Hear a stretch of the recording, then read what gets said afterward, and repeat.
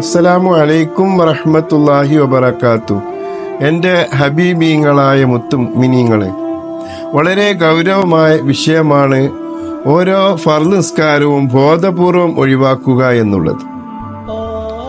നിസ്കരിക്കാനുള്ള എല്ലാ സൗകര്യങ്ങളും സാഹചര്യങ്ങളും ഒക്കെ ഉണ്ടായിട്ടും അങ്ങാടിയിലൊക്കെ വെറുതെ സംസാരിച്ച് ഇരുന്നു കൊണ്ട് അങ്ങാടിയിൽ ഇരുന്ന് പല സംസാരങ്ങളും പ്രവർത്തനത്തിലും ഏർപ്പെട്ട് ഈ നിസ്കാരത്തെ നിസാരവൽക്കരിച്ചുകൊണ്ട് പേരുകൊണ്ട് മുസ്ലിമായ പല ആളുകളും അങ്ങാടിയിലൊക്കെ ഇരിക്കുന്നത് കാണാൻ സാധിക്കും.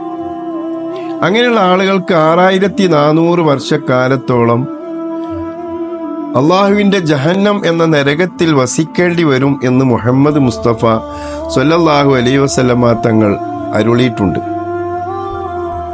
നമ്മുടെ ചെറുപ്പക്കാർ പല ആളുകളും നിസ്കരിക്കാതെ അലസരായുന്ന ആളുകളുണ്ട്. അതേപോലെ പ്രായമായ ആളുകളും വളരെയധികം ഗൗരവമായി ചിന്തിക്കേണ്ട ഒരു വിഷയമാണ്. അതേപോലെ തന്നെ ചില വീടുകളിലൊക്കെ വെറുതെ സമയം കളഞ്ഞ് വൈകുന്നേരം വരെ ഓരോ ജോലിയിൽ ഏർപ്പെട്ട് ഫർള് നിസ്കാരം ദുഹറും അസറൊക്കെ ഖളാ ആക്കുന്ന എത്രയോ സഹോദരന്മാരെ നമുക്ക് കാണാൻ സാധിക്കും.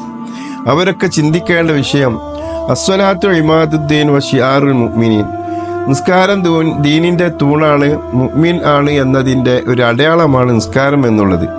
അപ്പോൾ ഈ ഫർളാക്കപ്പെട്ട ഇബാദത്തിനെ ആരെങ്കിലും നിസ്സാരവൽക്കരിച്ചാൽ അവന് ജഹന്നം എന്ന നരകമാണ് അവന് കിട്ടുന്ന ശിക്ഷ എന്ന് ഓർമ്മപ്പെടുത്തിക്കൊണ്ട് ഞാൻ നിങ്ങളോട് പറയുന്നു, നിസ്കാരം ഒരാളും ഉപേക്ഷിക്കരുത്. നിസ്കാരമാണ് നമ്മളുടെ അടിത്തറ. നമ്മളുടെ വിശ്വാസത്തിന്റെ ഏറ്റവും പ്രധാനമായ വിഷയമാണ് നിസ്കാരം എന്നുള്ളത്.